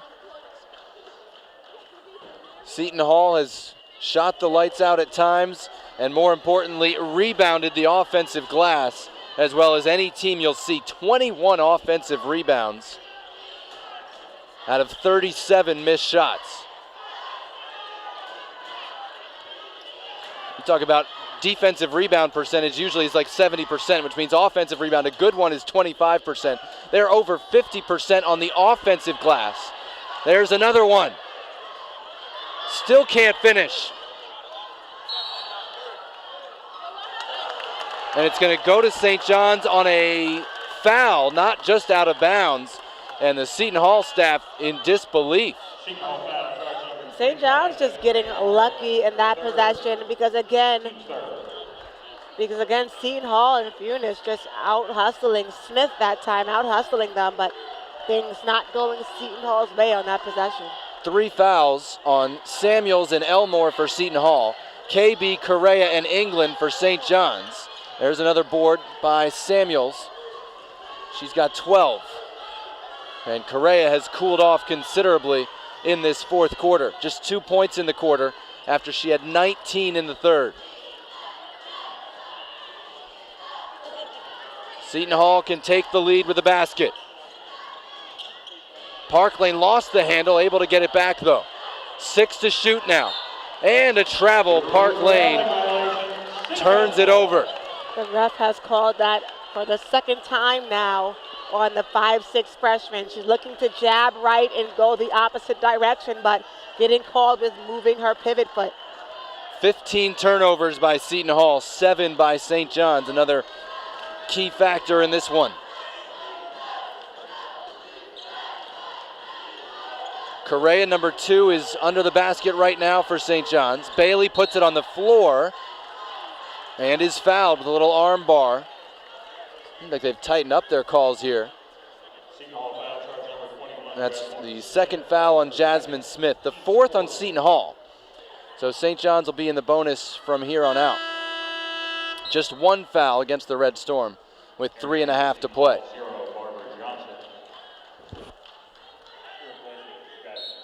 Now they struggled with their last inbound. They get it in quickly to KB. Samuels guarding Correa right now. That's at the bottom of your screen. 10 to shoot as England goes to work. Picked up by Park Lane. Out for a Bailey triple, too strong. Correa the putback. She's got 32.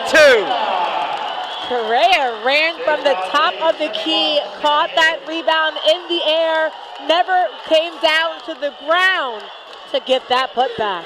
Joe Tartamellis told us she had 2 of those that no one remembers because we lost the game. They hope to remember this one and this game. Elmore, right at Correa, spins and scores, back to a 1-point game. This is why you come to St. John's. This is why you come to Seton Hall. Afternoons like this.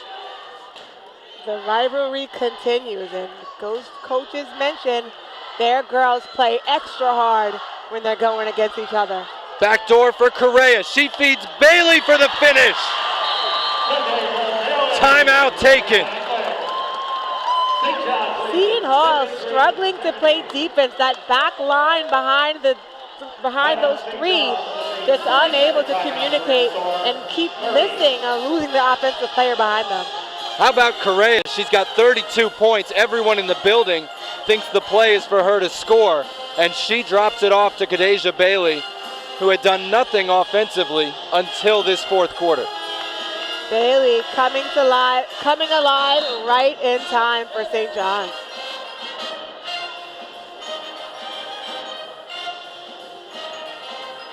Two timeouts left on each side. Still a long way to go. 2:19. St. John's leading it by 3.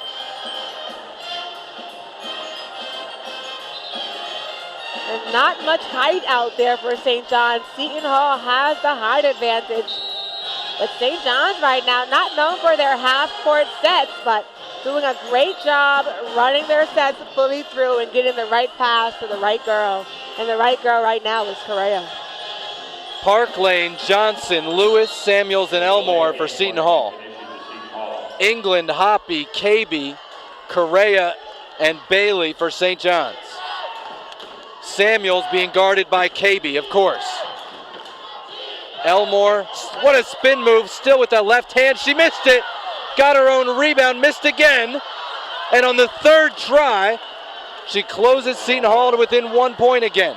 And that's unacceptable. Cannot allow Seton Hall to get 3 opportunities right underneath the rim. Someone has to turn around and simply box out the shooter.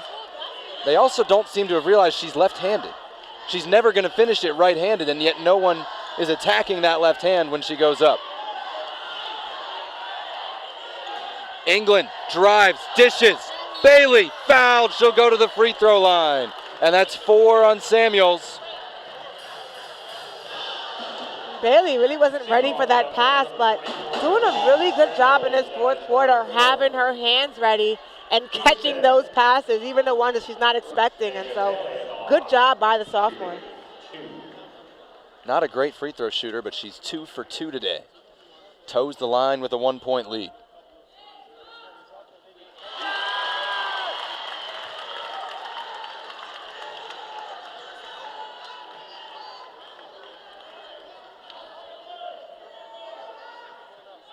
Hits them both. How about Kadeja Bailey? 8 points all in the fourth quarter. 3-point game, minute and a half. Samuels against KB. Now Elmore against Bailey.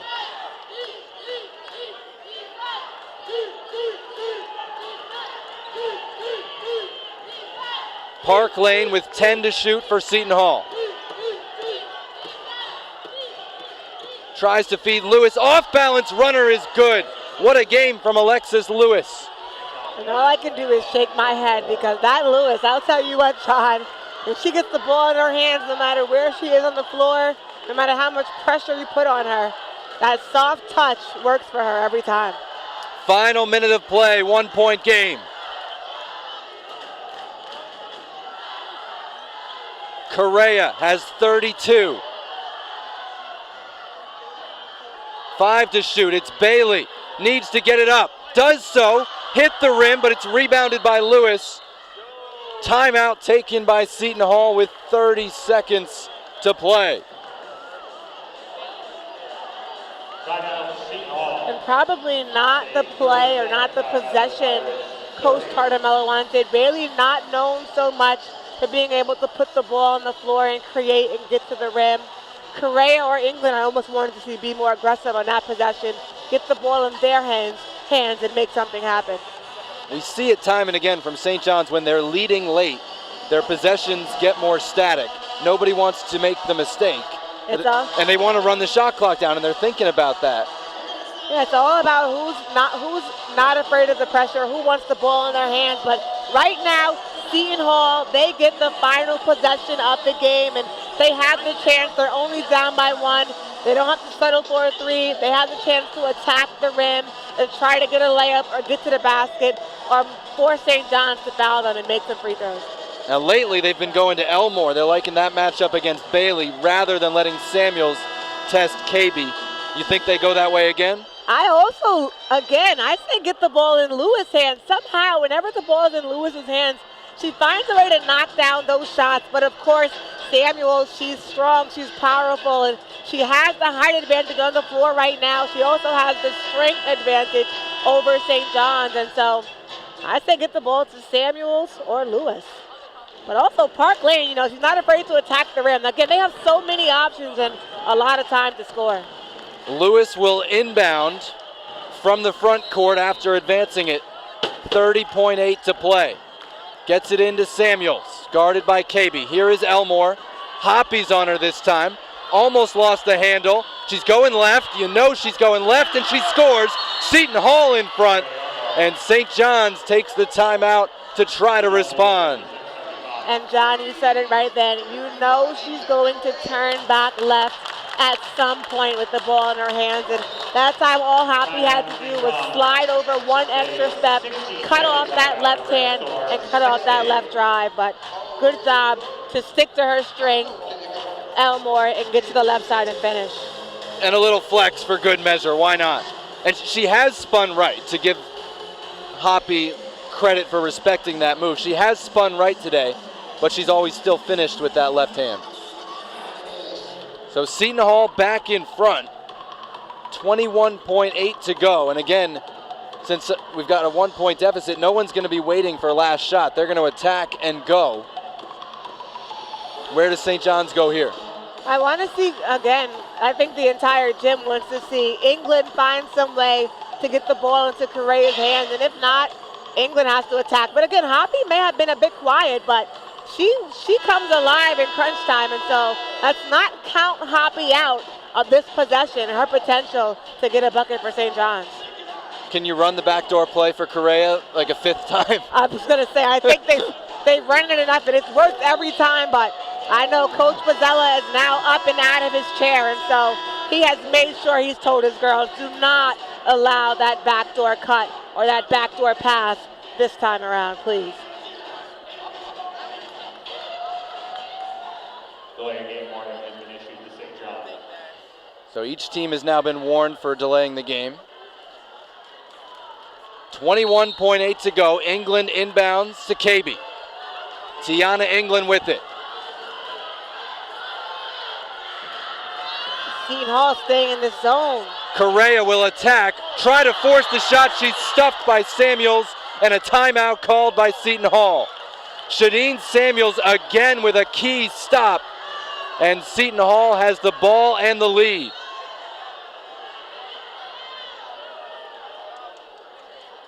Timeout Seton Hall. Say 60-second timeout for the Pirates. 60. That time Seton Hall, they really packed that zone in. They stayed tight in the paint. And so Correa and St. John's trying to attack the rim. They're aware they did not need a three-pointer. They had a chance to get to the rim, but it's hard to get to the rim when it's so packed in the paint. And great job by Seton Hall to close it in on Correa and get that block. I liked her decision to drive, but obviously they were gunning for her, as they should in that situation, and Samuels with a good play to close it down. It's really hard to find an open gap and find a lane against that zone, and Correa probably should have settled not for a three, but a nice pull-up by the free throw area probably would have been the best idea, because they was not going to allow her to get to the rim. They packed it in tight. So that's Seton Hall's last timeout. St. John's still has one left. So they're going to have to presumably foul here, and then off of that foul shot, they can choose to bring it up with a timeout to advance it or not. St. John's for sure has to go for that quick foul. So Seton Hall does advance the ball, but they have spread the floor with two players deep toward their own basket. You can see they probably want to get the ball into Lewis' hands. She might be the better free throw shooter on the floor for Seton Hall. Lauren DeFalco having to get out of the way. Elmore to inbound, gets it into Lewis, fouled by KB. And Lewis, the player they wanted to get it to, 89% free throw shooter. St. John's foul starts to 0. KB was her fourth, team's second of the quarter. And that's just their second foul in the last 2 minutes. So they've got to do it again. St. John's should know the play now and who the ball is going to try to get to. And instead it's Samuels fouled by Hoppy, and that's slightly better because Shadeen Samuels is just 74%. St. John's foul starts number 21, Kadasha Hoppy. That is her third, team's third. Seton Hall showing us a variety of inbound plays they have. And this is where you get, in the college game, punished for not fouling more earlier. In the NBA, of course, once you've committed one foul in the last 2 minutes, every foul sends somebody to the free throw line. Now, St. John's has 4 fouls, so the next one will finally put a Pirate on the free throw line. See if they save their best move for last. Looking for Samuels, it's knocked away. England has it. Bailey, time winding down, foul called, foul called. Kadeja Bailey's going to the free throw line. What a turn of events on the fourth inbound. Bailey and England got a steal. Big time stop for St. John's. Seton Hall tried to run the possession a second time in a row, the play a second time in a row. And they don't have a timeout. Here we go, look back at it. It's Johnson. It looked like a clean steal. Wow. Barbara Johnson came in going for the ball, and she puts Bailey on the line. 1 make ties it. 2 puts St. John's in front. And talk about the pressure for the sophomore. Has never really been in this type of position. No timeouts for Seton Hall. They cannot advance it.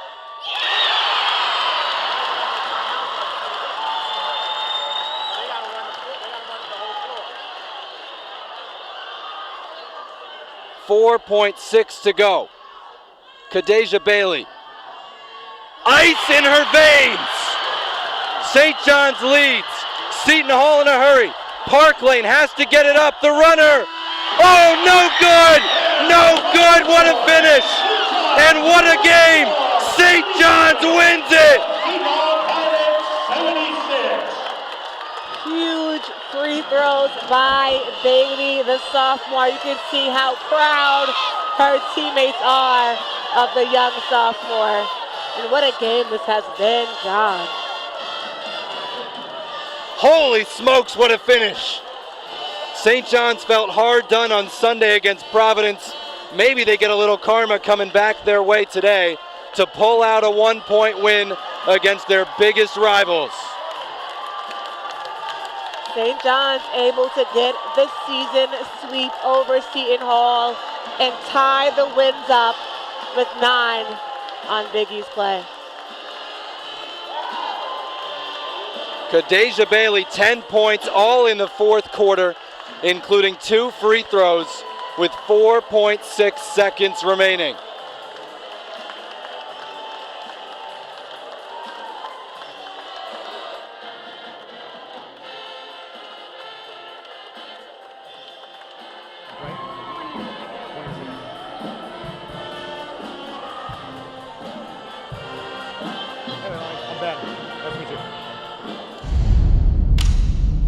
St. John's University. St. John's University is New York, through and through. While our roots may be here in the city, our Catholic and Vincentian influence is felt around the globe. Diverse, determined, and dedicated, our students graduate career-ready and primed to take on the challenges of tomorrow. We are New York's team. We are St. John's.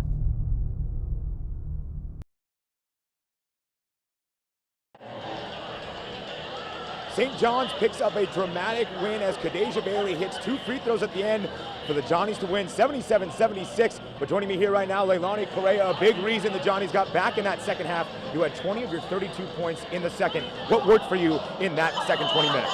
Well, just my teammates finding me.